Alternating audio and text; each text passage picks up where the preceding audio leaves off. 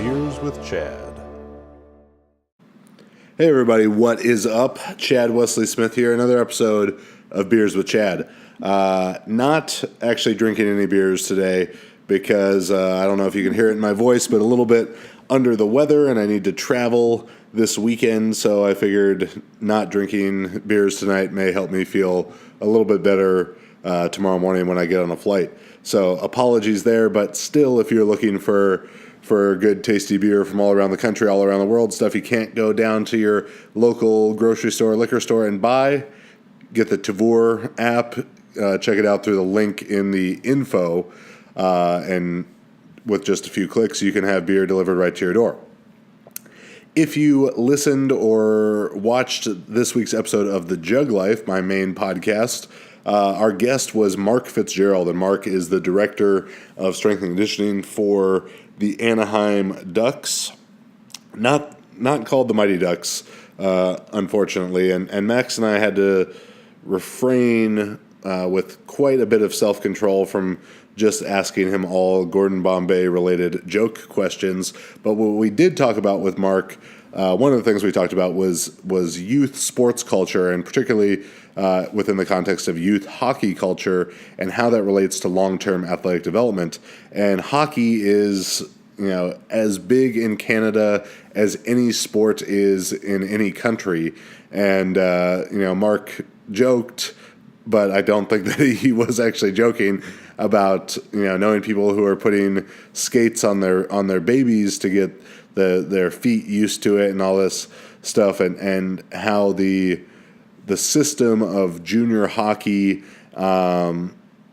is really impeding these guys being able to become the best athletes that they can be, because they're just focused on being the best hockey players they can be. And that distinction is important to understand. In obviously the objective is to become the best hockey player that you can be, but part of that is going to mean becoming the best athlete that you can be, where the short-sighted, youth hockey coach or parent who thinks that their kid is the next Sidney Crosby or whatever, thinks that playing hockey is the way to become the best hockey player possible. All that just playing hockey all the time is, that's certainly not the case. And it's a problem that exists not just in Canadian youth hockey, but certainly exists in American soccer, basketball, baseball, not so much in football, but it's probably becoming a bit more problematic. But it's the problem with club sports in general that these kids get kind of in this, what ends up being a vicious cycle for them of, well, if you want to make this team, then you need to play, on this summer team. And if you want to make that summer team, you need to play on this winter team, and so on and so forth. And it becomes, 11 months a year of volleyball, or 11 months a year of soccer or baseball or basketball. And the long-term athletic development is impeded by that. And I talk much more at length in that with Max on our JuggLife episode, Youth Training Considerations. So I would encourage you to, of course, go listen to our episode with Mark Fitzgerald on the JuggLife, and go listen to the Youth Training Considerations episode of the JuggLife as well for more in-depth info on that. Kind of a funny, interesting takeaway from the talk with Mark, and the idea of club sports and early athletic specialization, which is, funny enough, the thing that I did my first, one of the first big talks that I organized, formal presentations that I ever did, was for a public speaking class in college, and they let us talk about whatever we wanted to, and I did a 3-part talk on early specialization in youth athletics and why it was problematic. So this was something that was interesting to me 12, 13 years ago, when I was in college doing this stuff. And, part of what becomes problematic in early specialization is the importance of actual age. I was always young for my grade. I graduated high school when I was 17, turned 18 shortly after. And we actually had guys on the football team with me, the grade below me, who were a little bit older than me, 2-3 months older. And when we were 17 and 18, that wasn't a huge deal. But when a lot of these youth sports teams are getting started at 7 or 8 years old, the difference between someone being born in January versus someone being born in July can be a really significant thing. If the age cutoff for that league or whatever is in January, being born on January 1st is the greatest biological advantage you could have, because if you're 8 months older than the other 8-year-olds on the team, that is a massive difference in maturity on average. If we take 100 kids with those age differences or 1,000 kids, there's going to be some early maturers who were born on December 31st, and they're still going to make it. But for the most part, it's really going to select towards those kids born in the first half of the year. And that's something that Malcolm Gladwell talks about in his book Outliers. And Gladwell, a Canadian, talks about it in the context of hockey and youth hockey culture and the NHL, that there is this disproportionately high percentage of NHL players who are born in the first 6 months of the year, because when they were 6 years old, playing youth hockey for the first time in Canada, and January was the age cutoff, those guys born in January, February, March were more mature physically and probably emotionally and mentally as well than their summer birthday and fall and early winter birthday counterparts. So they got selected for the team. So they practiced more, and they had the better coaches, and they were on the more competitive teams, and they were probably encouraged towards their sport a bit more. So that's something that's problematic within the idea of long-term development as well, because we shouldn't be delineating who is going to be good at this sport and who's not when they're 6 or 8 or 10 or 14 or, probably when they're 16, 18 years old, you can start figuring it out pretty well. But that's really the difference in short-term development, early specialization, or long-term development. So again, I encourage you, listen to the JuggLife episode with Mark Fitzgerald. Listen to the JuggLife episode on youth training considerations. In the world of powerlifting this week, there was a big uproar over an email between a meet director, Gracie, the artist formerly known as Gracie V, Gracie Davis, I think is her name now, and someone who was applying to compete at the U.S. Open, and it was someone who was applying who was not qualified to compete, and the qualification for powerlifting is pretty simple. Have you lifted this much weight, or have you achieved this Wilks score? And this person was quite a bit off of that. But Gracie's response was, let's say, less than classy. I've had interactions with Gracie, never particularly positive or negative, to be honest. I will say that I think she has a inflated sense of importance in the powerlifting world. She would not be able to qualify to compete at her own meet. I have been told, though I can't confirm for sure, that she has members from her gym who do not meet the listed qualifying standard for everyone else who are competing or have competed.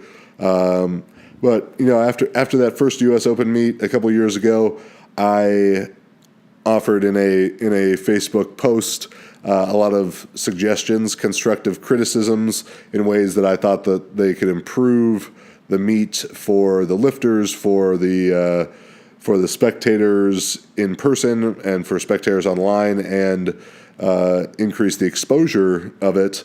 And that was met with quite a bit of resistance. And I've hosted powerlifting meets. I haven't hosted a meet as big as the U.S. Open, but I may be the only person in powerlifting who has had exposure in-person exposure to all of the biggest powerlifting meets in the world. As either a lifter or coach, I've been at Pro Raw, at Big Dogs, at the U.S. Open, at IPF Worlds, at the Arnold, and behind the scenes, they're either coaching Marissa at IPF Worlds and the Arnold, competing at Big Dogs and Pro Raw, coaching Brandon and Andy at the U.S. Open, even going back to earlier in my powerlifting career for what were the big meets then, SPF Pro-Am meets. I was there lifting at those. GPA Worlds in 2014, which was a massive meet in Australia with lifters from all around the world. I understand powerlifting meets. I understand what makes them good and what makes them bad. And as you see the U.S. Open this upcoming year, the 2019 U.S. Open, drastically decline in the prize money they're offering, if they would have listened to some of the advice that I gave before the meet, before the first one, and then after the first one, I don't think they would have been having that problem. The main piece of advice there was, what the fuck is the point of offering $250,000 in prize money for the first meet, because no one else was offering even 50. So if they would have just taken that $250,000 that they had for the first meet and said, all right, 2017, 50,000, 2018, 75,000, 2019, 100,000. They could have kept it going, or even 50,000, 100,000, 150,000. They would have been growing each year rather than being flat for 2 years and now declining. And once something goes in decline, it's never a good sign for its long-term viability. The other thing was that the first year they tried to charge for the live stream, which is a terrible idea. They've done that at Big Dogs. I told them it was a terrible idea there as well. The only potential way to make money on a powerlifting meet is through the live stream. Having in-person vendors, that's great. But if you wanted to make it big and viable, it's got to happen through the live stream. It's got to happen through a highly professional live stream like IPF Worlds does, but with even more to it than that, particularly when you have a smaller meet like the U.S. Open, smaller number of competitors, where you can create some storylines and some backstories, do some pre-interviews with the competitors, have a sideline reporter type of figures who are doing interviews in the warm-up room in between lifts, to really add some value to it, and then show sponsors, hey, we got 100,000 viewers on this, or 200,000 viewers. Powerlifting and lifting is popular on social media and on YouTube, and there are personalities who they shunned in the first one, like Meg Squats, who could have helped them a lot, and they chose not to utilize that to their detriment. So, very unfortunate that she decided to make those or respond in that email the way she did. Maybe it's arrogance. I think a lot of what is making the U.S. Open less successful now than it potentially could have been is probably tied into that arrogance. She complained in the email of it being a waste of her time. Well, she wasted more of her time by even responding. She could have just not responded at all, to be honest. And the applicant could have just seen the numbers and been like, oh, I don't have a 520 Wilks, so I'm not qualified to do this. But that's that. Moving on to CWS six-pack for Week 2 of the NFL season. Week 1, we're 3-3. Week 2, here we go. My 6 most interesting best games of Week 2 in the NFL season. Starting off with Chiefs at Steelers. Steelers a 5.5-point favorite over the visiting Chiefs. I saw that number, and looking at Week 1 games, I was pretty surprised by that. The Chiefs looked excellent against the Chargers. The Steelers looked very meh against the Browns, finishing Week 1 in a tie. Now, does that mean the Steelers are pissed and they got something to bounce back from? Maybe. The Chiefs have their second road game in a row. Last week in Los Angeles, this week in Pittsburgh. That's a lot of travel. The Steelers have beat the Chiefs 6 of the last 7 times they've played. I think the 2 away games are tough for the Chiefs, that the Steelers do have a bit of a bounce-back game, that Pittsburgh will win 27-24. So they're not going to cover the spread, but I do think Pittsburgh wins. Moving on to the Vikings and Packers. I talked earlier in the week about that amazing Willis Reed-like performance of Aaron Rodgers, but actually, in my opinion, think that they would be better off sitting Aaron Rodgers this week just to make sure that he can be as healthy as possible for weeks 3 through 17 and hopefully beyond for the Packers, because this week against the Vikings is such a tough matchup anyways. Was surprised as well to see here Vikings at Packers, with the Packers a 2.5-point favorite. It sounds like, by all indications I'm hearing on Thursday night here, that Aaron Rodgers is healthy, that he will play, and even heard some suggestions that people think this may even help Green Bay's offense be more potent now that Aaron Rodgers is a little bit less mobile, that he has to play within the system a little bit more, get the ball out faster. I can't speak to that. The Packers are just not as talented a team as the Vikings at any, with the exception of quarterback. That is probably the only position group that the Packers are better than the Vikings at. I think Minnesota goes in to Green Bay and wins 24-21 Vikings. Panthers and Falcons, NFC South battle. Falcons 3.5-point favorites.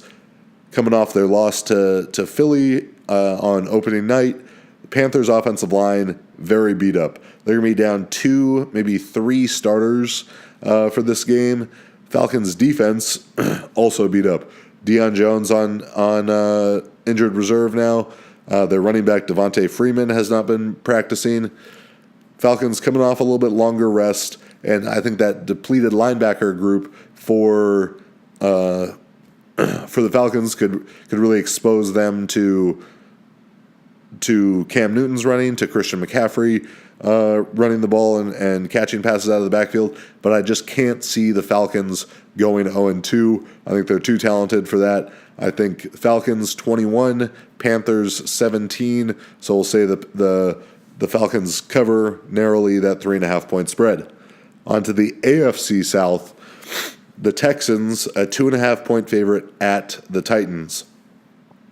Now, last week I put out playoff picks and Super Bowl picks and all that stuff. And yes, I picked the Texans to win the Super Bowl.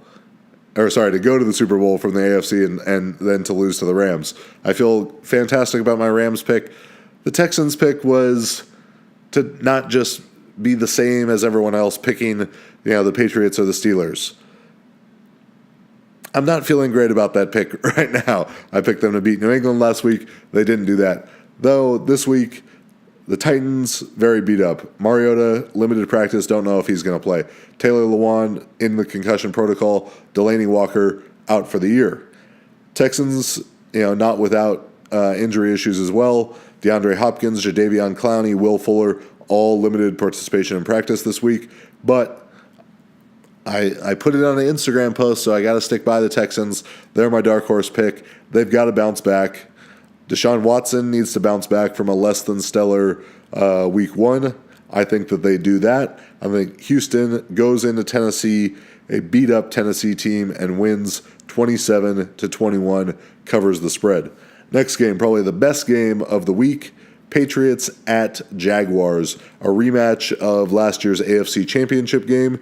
Patriots coming in as small favorites, 1.5-point favorites into Jacksonville. The Jaguars squandered their opportunity against the Pats in the playoffs last year, and they're going to be pissed, which I think for a team like Jacksonville, with the personality of Jacksonville, Jalen Ramsey, Calais Campbell, all those guys that they have, just that nasty defense, I think that squandered opportunity goes a long way for them. I think Jacksonville wins the game 21 to New England 20. Great game. Excited to watch that one. Finally, Giants at Cowboys.